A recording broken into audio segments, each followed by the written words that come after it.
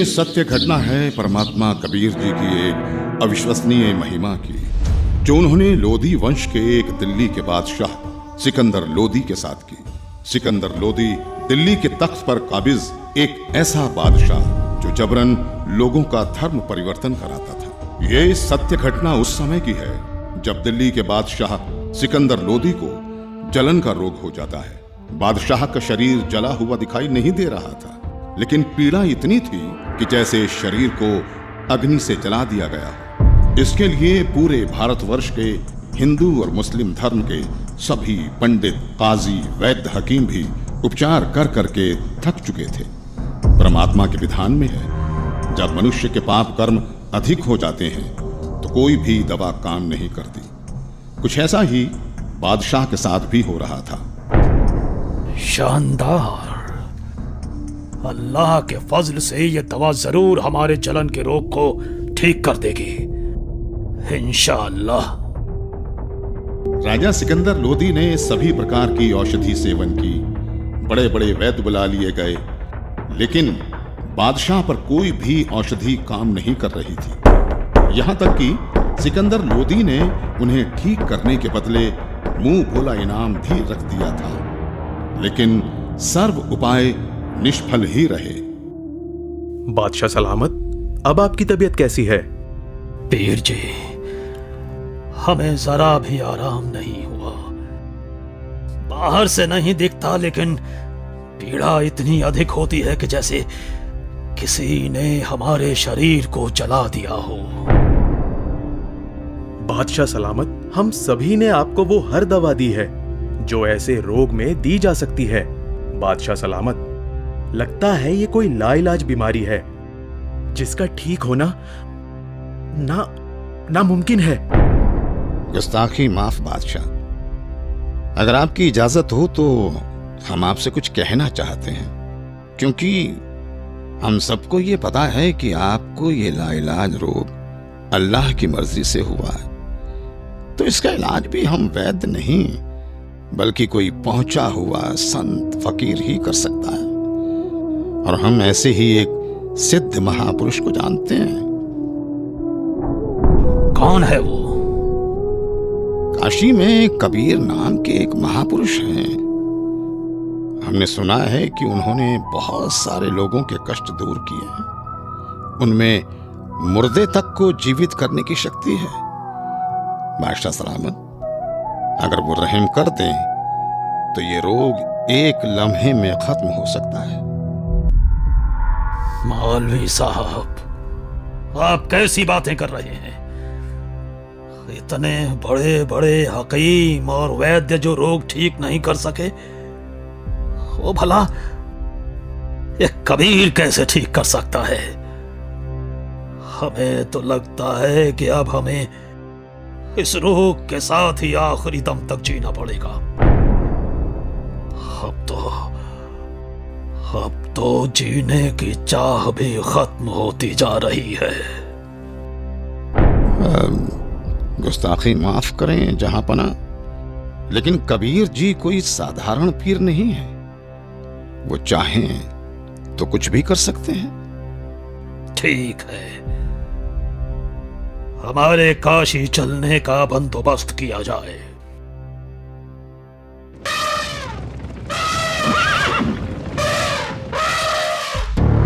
काशी नरेश महाराज वीर देव सिंह बघेल की जय हो। कहो दूत, क्या संदेश लाए हो? काशी नरेश, बादशाह सिकंदर लोधी इस समय अपने जलन के रोग के कारण बहुत परेशान हैं। उन्हें बताया गया है कि यहाँ कबीर नाम के एक महापुरुष हैं जो बादशाह के जलन के रोग को ठीक कर सकते हैं। इसीलिए बादशाह जल्दी ही काशी पधारने वाले हैं। ठीक है, संदेश भिजवा दीजिए। हमें बादशाह के आने का इंतजार रहेगा। महामंत्री जी, बादशाह के स्वागत की तैयारी की जाए। जी महाराज।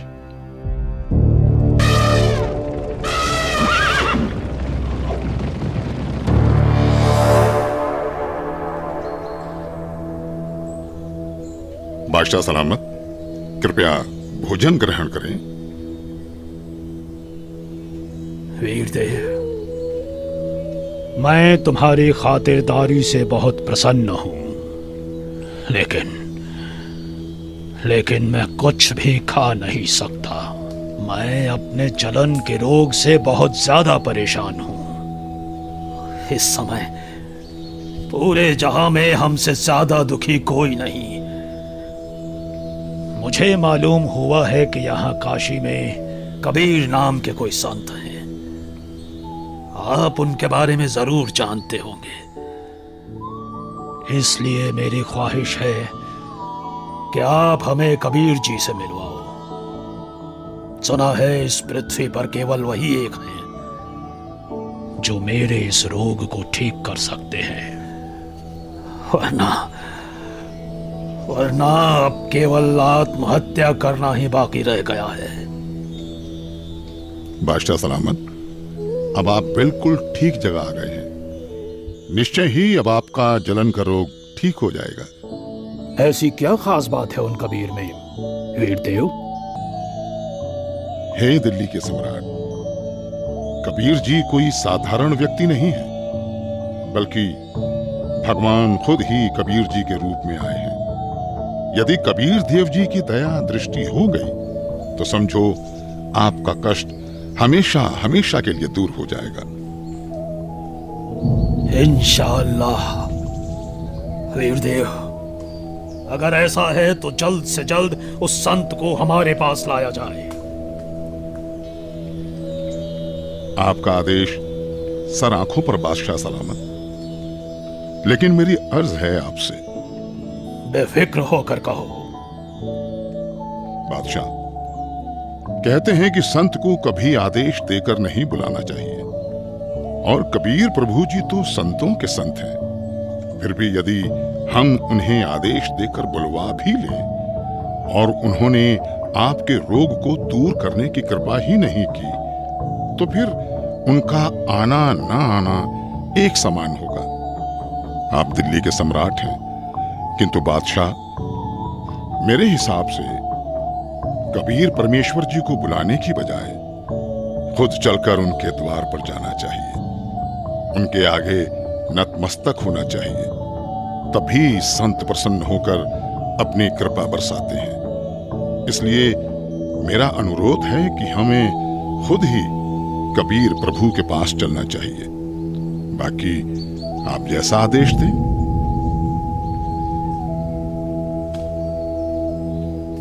ठीक है, मुझे अभी कबीर जी के घर ले चलो। मैं अभी के अभी कबीर जी से मिलना चाहूंगा। बादशाह सलामत, कबीर प्रभु जी रोज शाम को अपने गुरु रामानंद जी के पास जाते हैं, जहां वो सभी भक्तों के साथ मिलकर आरती किया करते हैं। अभी हमें श्री रामानंद जी के आश्रम ही चलना होगा। इंशाअल्लाह। हे परवरदिगार, लाज रखना। आपके दर्शनार्थ आश्रम की ओर निकल तो पड़े हैं, किंतु वहां तो स्वामी जी ने मुसलमानों का अंदर जाना वर्जित किया हुआ है। दया करना भगवान।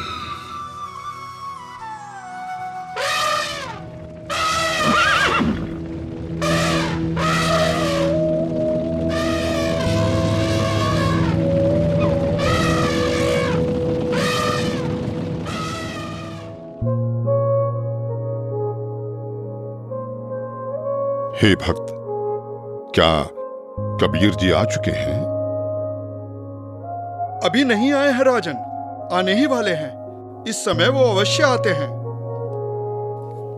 कोई बात नहीं वीरदेव, चलो अंदर आश्रम में बैठकर कुछ देर इंतजार कर लेते हैं। जी बादशाह सलामत। भगत जी, एक बार आप स्वामी रामानंद जी से आज्ञा लेकर आइए कि दिल्ली के बादशाह सिकंदर लोदी आए हैं, आपके दर्शन करना चाहते हैं और कबीर जी से मिलना चाहते हैं।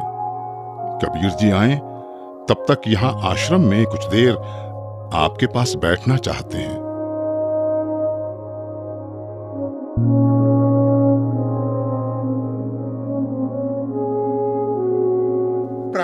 गुरुदेव, गुरुदेव, काशी नरेश वीर देव सिंह और दिल्ली के बादशाह सिकंदर लोधी आए हैं। उनको कबीर जी से मिलना है। उनके आने तक वो आश्रम में बैठकर इंतजार करना चाहते हैं। क्या कहा? सिकंदर लोधी? जी गुरुदेव। उन मांस खाने वाले पापी मुस्लिम मलिच्छों के लिए यहाँ आश्रम में कोई जगह नहीं। कह दो उसे कि बाहर ही इंतजार करे।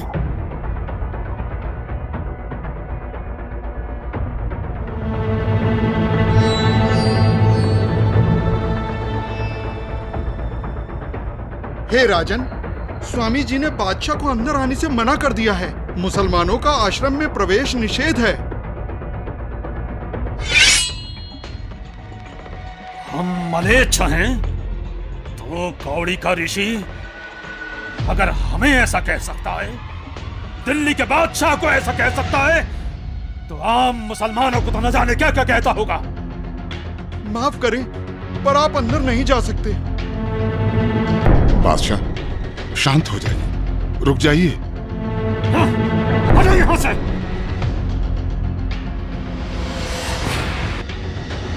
रामानंद हमें काफिर और मलेच्छ कहता है।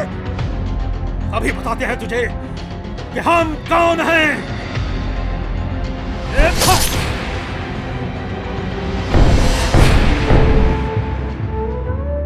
हे कबीर प्रभु, ये क्या किया आपने? अनर्थ हो गया बादशाह सलामत, अनर्थ हो गया।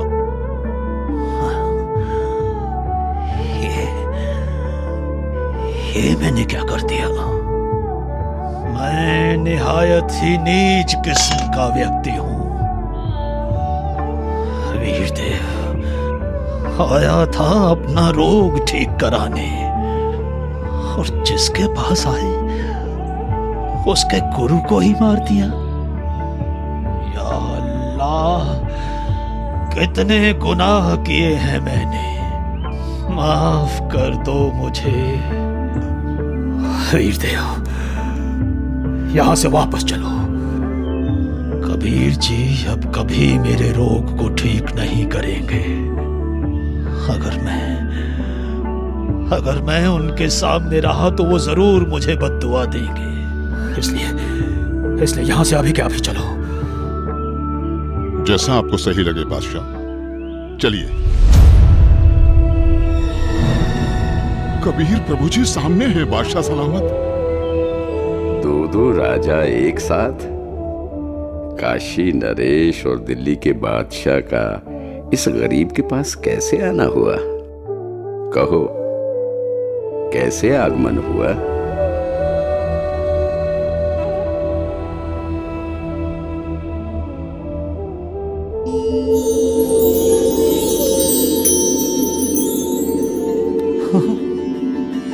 मेरी जलन, मेरी जलन तो ठीक हो गई।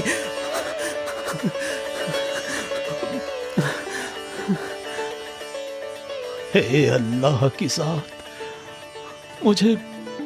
मुझे माफ कर दो। मैं बहुत नीच आत्मा हूं, मैं बहुत पापी हूं। क्या बात है राजन? हे परवरदिगार, जिस उद्देश्य से मैं आया था वो तो आपके आशीर्वाद मात्र से ठीक हो गया। मेरे शरीर में जलन का असाध्य रोग था, जिसका कोई उपचार नहीं हो रहा था। उस भयंकर पीड़ा को आपने पल भर में दूर कर दिया परवरदिगार। लेकिन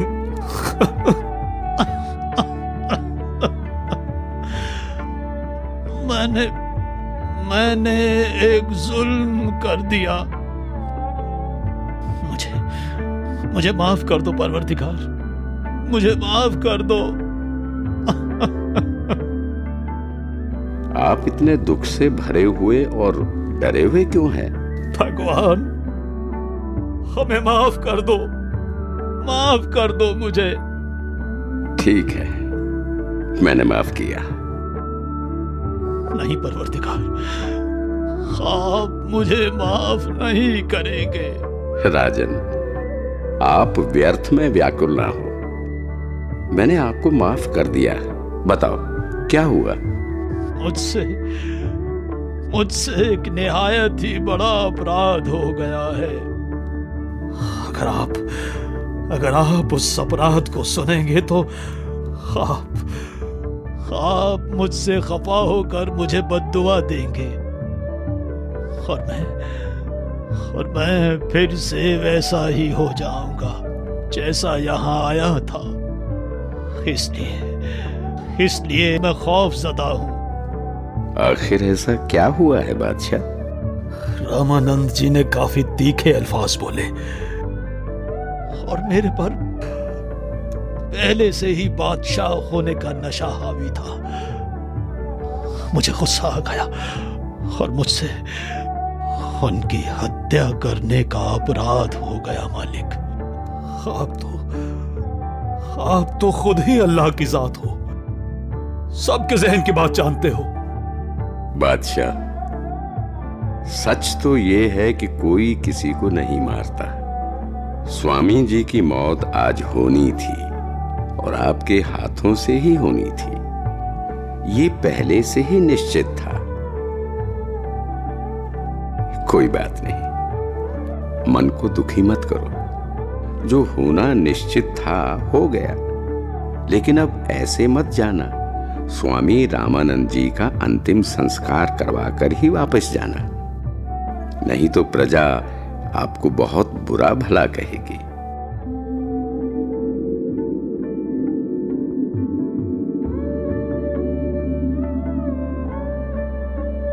वीरदेव, आज मुझे अल्लाह मिल गए, ऐसे महापुरुष जिनके आशीर्वाद देते ही मैं स्वस्थ हो गया। और मैंने इतना जुल्म किया, फिर भी उन्होंने मुझ पर गुस्सा तक नहीं किया। राजा ने ये क्या किया? अनर्थ हो गया।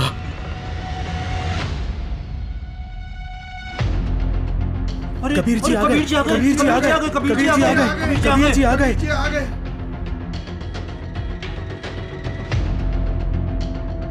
हे भगवान, सिकंदर लोधी ने अपने गुरुदेव की हत्या कर दी। अरे नादानो, कोई किसी को नहीं मारता। अपने गुरुदेव के प्रारब्ध में था इनके हाथों मरना, नहीं तो कहां सिकंदर लोधी बादशाह दिल्ली से चलकर यहाँ अपने आश्रम में आए। इनका तो कोई मतलब ही नहीं बनता यहाँ आने का। भक्तों, अपने गुरुदेव जी का संस्कार इन्हीं के हाथों मरने का था। अरे ये तो फिर से आ गया। अब ये क्या करेगा? गुरुदेव, आरती का समय हो गया। आपके सारे भक्त आपकी प्रतीक्षा कर रहे हैं। उठिए गुरुदेव। हे भगवान, हे गुरुदेव, यहां आपके बच्चे खड़े हैं।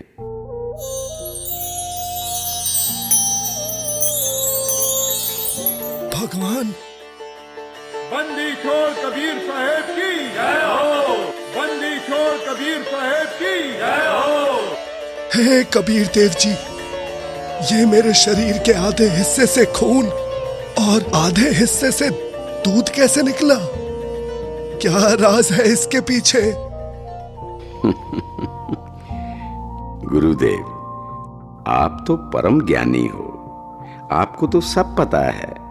आप तो बस मुझे महिमा देना चाहते हैं, इसलिए आप मुझसे ये प्रश्न कर रहे हैं। गुरुदेव, आपने अपने इस दास कबीर को गुरु मंत्र देकर हिंदुओं से तो छुआछूत की बुराई को दूर कर दिया, लेकिन मुसलमानों से आप अभी भी नफरत करते हैं। गुरुदेव, कोई भी जाति, धर्म, मजहब बुरा नहीं होता। लोग बुरे हो सकते हैं, हम उन्हें सही रास्ते पर ले जाने ही आए हैं। हम उनकी बुराई को दूर करेंगे, ना कि उन्हें खुद से दूर करेंगे। आप अभी तक मुसलमानों से नफरत करते हो, आप मुक्ति प्राप्त नहीं कर सकोगे। मैंने तो अपना सारा जीवन ही मुक्ति पाने के मार्ग में लगा रखा है। अब मैं क्या करूं? हे भगवान, मुझ पर दया करो। राजन, मैं तो बहुत ही निकृष्ट इंसान हूं। पहले भी मैं ब्राह्मणों के अलावा किसी को अपने पास नहीं आने देता था, और अभी भी मेरे अंदर ये दोष था कि मैं मुसलमानों से नफरत करता था। लेकिन आज परमात्मा कबीर जी की कृपा से मेरे मन से ये मैल चला गया। दुनिया के लिए मेरे शिष्य बनकर लीला कर रहे हैं, किंतु सच तो यही है कि ये सर्व सृष्टि रचनहार है, और मैं भी इन्हीं की शरण में हूं। राजन, मैंने तुम्हें बहुत बुरा भला कहा, मुझे क्षमा करना। मुझे माफ करें गुरुदेव, मैं एक नीच इंसान हूं। मैंने भी बिना सोचे समझे आप जैसे महापुरुष की हत्या कर दी। वो तो मेरी खुशकिस्मती है कि आज मुझे परमात्मा कबीर देव जी के रूप में खुद अल्लाह ही मिल गए। मेरा भी न जाने कौन से जन्म का पुण्य फल उदय हुआ कि मुझ नीच को आप कबीर प्रभु मिल गए। मैंने तो अपने आप को मनुष्यों में सर्वश्रेष्ठ मान लिया था, लेकिन आपकी लीला से मुझे पता चला कि मैं तो कितना निकृष्ट था। आपने ये लीला मुझे सतमार्ग पर लाने के लिए ही की है। मैं तो धन्य हो गया। बंदी छोड़ कबीर साहेब की जय हो। बंदी छोड़ कबीर साहेब की जय हो। बंदी छोड़ कबीर साहेब की जय हो। इस तरह परमात्मा कबीर देव जी ने न केवल सिकंदर लोदी बल्कि गुरु रामानंद जी को सतमार्ग दिखाया और उन्हें मुक्ति की तरफ ले गए। ये अनमोल ज्ञान जगत गुरु तत्वदर्शी संत रामपाल जी महाराज के सत्संगों का अंश मात्र है। संपूर्ण आध्यात्मिक ज्ञान के लिए सुनिए संत रामपाल जी महाराज के मंगल प्रवचन।